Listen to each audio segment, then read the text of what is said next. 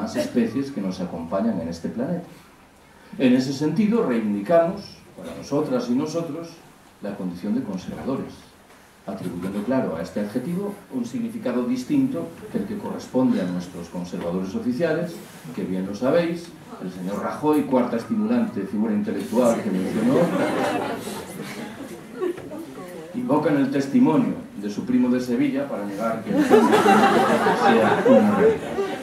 Si no somos capaces de decrecer en el norte opulento, en virtud de un proyecto consciente, racional, paulatino, ecológico, social y solidario, acabaremos por decrecer de mala manera de resultas del hundimiento sin fondo del capitalismo global que padecemos.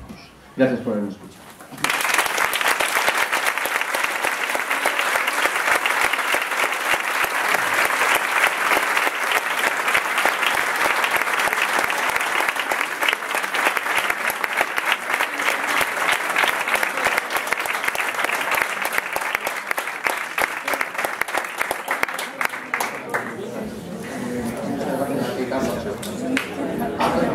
Se abre un turno de palabra, si alguien quiere plantear alguna cosa. Sí.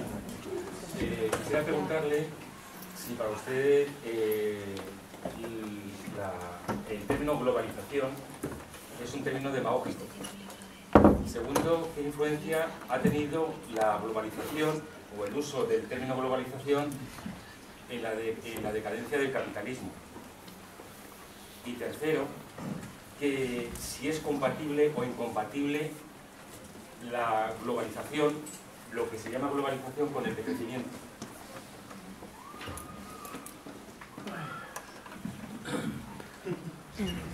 Vaya, unas preguntas muy sencillas. Voy a por la primera.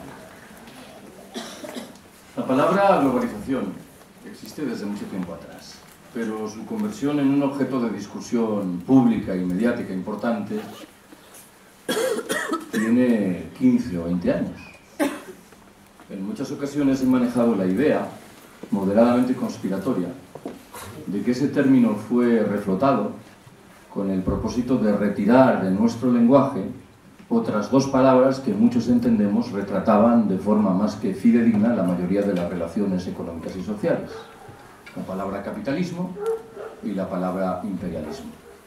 Se trataba, sin modificar un ápice la mayoría de las relaciones existentes, de pasar a retratar en clave saludable lo que antes describíamos comúnmente, y creo que cargados de razón, con tonos muy negativos.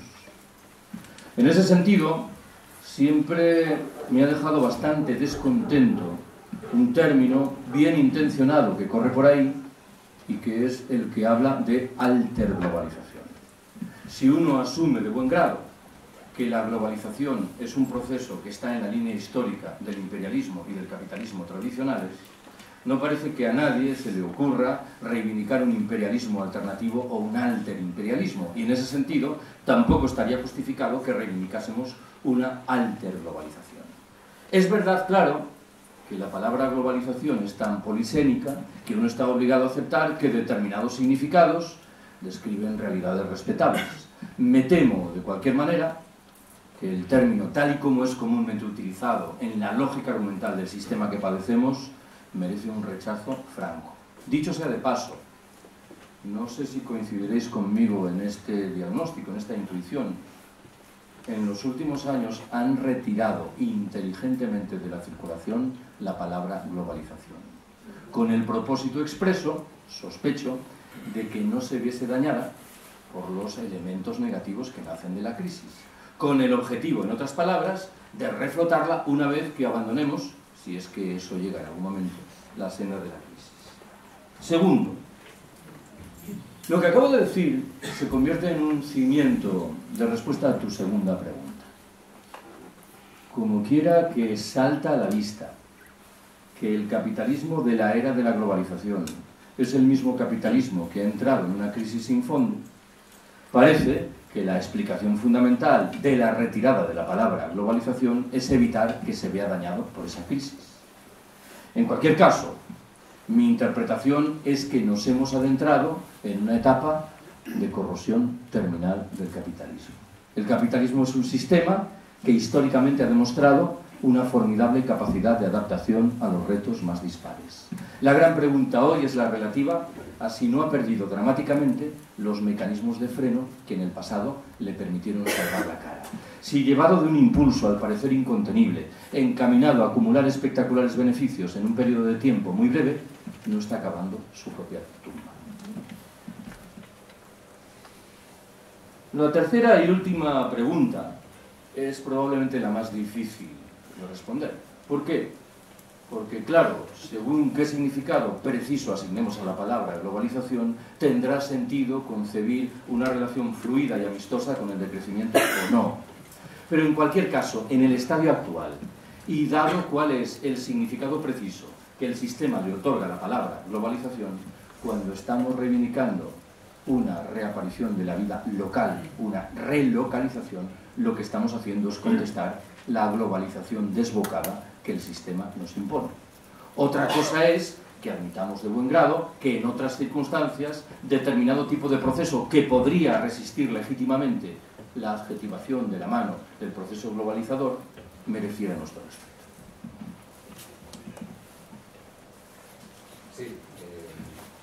Sí, ahora mismo con los datos que hay del año 2010 de Eurostat, en los que deja claro que hay aproximadamente un 25% de la población española que está en grave riesgo de pobreza.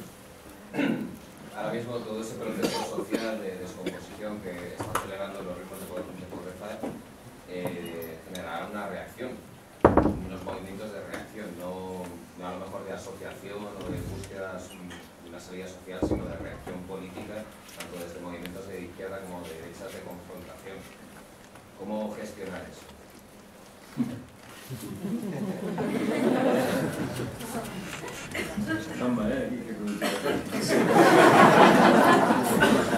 Ya sabéis que yo estas preguntas las suelo responder a la gallega.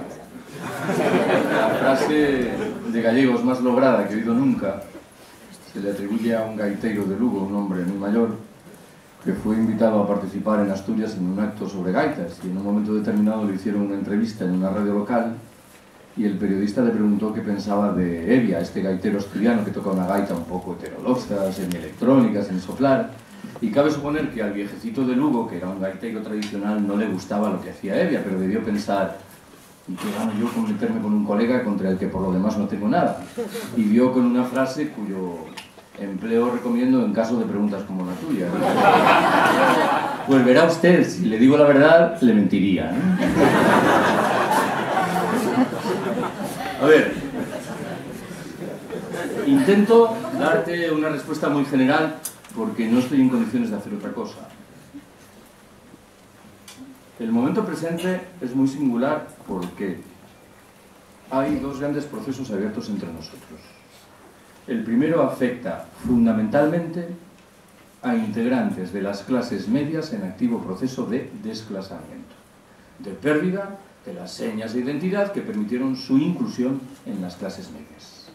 Estas gentes han reaccionado de manera sorprendentemente radical y contestataria. La principal huella de esa reacción es el movimiento del 15 de mayo. La segunda de las manifestaciones afecta al grueso de los trabajadores asalariados. Ya sé que no es el término adecuado, porque muchos dirán que entre los integrantes de esas clases medias hay trabajadores asalariados a mansalva, pero creo que sirve para entendernos. ¿Qué ocurre con los trabajadores asalariados? La palabra que se impone es fundamentalmente miedo. Tienen miedo, sin más, a perder sus puestos de trabajo, que interpretan y configuran un privilegio. Y eso explica la condición alicaída de integración dramática en el sistema de nuestros sindicatos mayoritarios. Nos encontramos ante un escenario que es muy diferente de aquel que habríamos anunciado 10 o 15 años atrás. La tarea en el terreno teórico es fácil de determinar. Tenemos que propiciar una alianza entre esos integrantes de las clases medias desclasadas y los segmentos resistentes del movimiento obrero de siempre. Esa es la tarea. Claro, alguien se preguntará, si eso es tan fácil de explicar en el diseño teórico, ¿por qué en cambio es tan difícil de llevarlo a la práctica en el terreno concreto? Bueno, demos un poco de tiempo al tiempo. Creo, en cualquier caso, que estamos en mejor situación en materia de organizaciones contestatarias y emancipatorias que hace un año. A mi entender, el movimiento del 15 de mayo ha tenido tres consecuencias interesantes. Una, que ha propiciado la irrupción incipiente de una nueva identidad. Hace unos meses, en septiembre, el país daba cuenta de una asamblea de profesores de secundaria convocada por comisiones obreras y UGT. Y según el relato del país, muchos de los profesores que tomaron la palabra se identificaron diciendo: me llamo María Fernández, asamblea del 15 de mayo de la Guindalera. Mi nombre es Pedro Pérez, asamblea del 15M de la Latina. Conseguir que se fraguen identidades como estas son extremadamente difíciles y, sin embargo, estaba claro el mensaje. Estaban diciendo: no somos como vosotros. La segunda de las consecuencias que dibuja un progreso es el hecho de que se diga lo que se diga, la condición de radicalidad de las respuestas se ha acrecentado.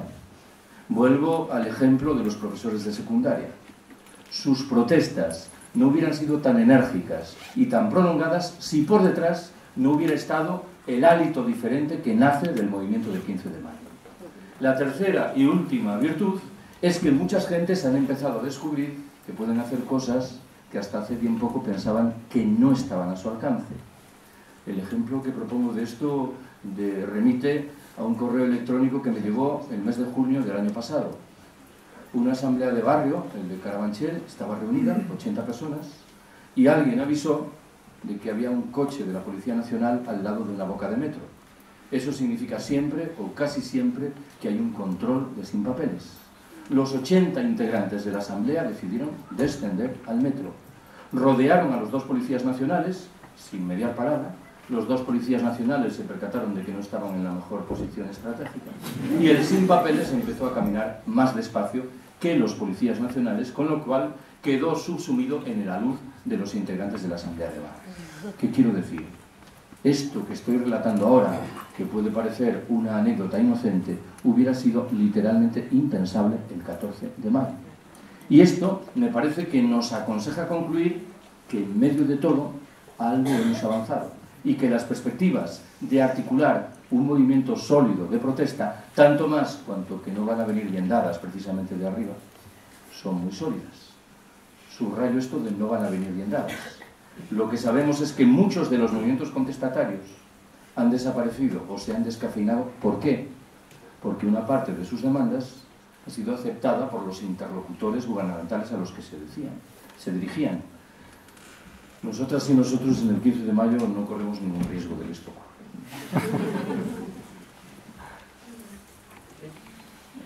Sí, porque quería preguntarte una cosa con respecto al tema de la vuelta a lo local que has comentado.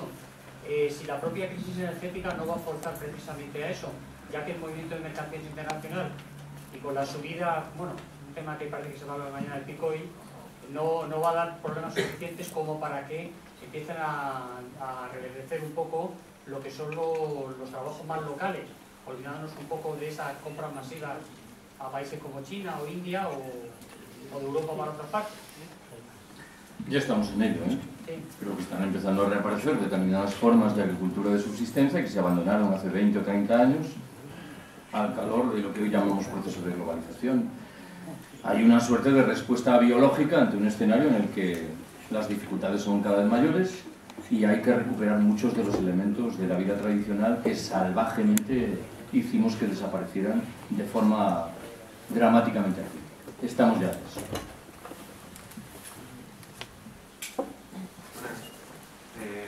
Preguntarte, ¿no? Estoy de acuerdo con las teorías de crecimiento, ¿no?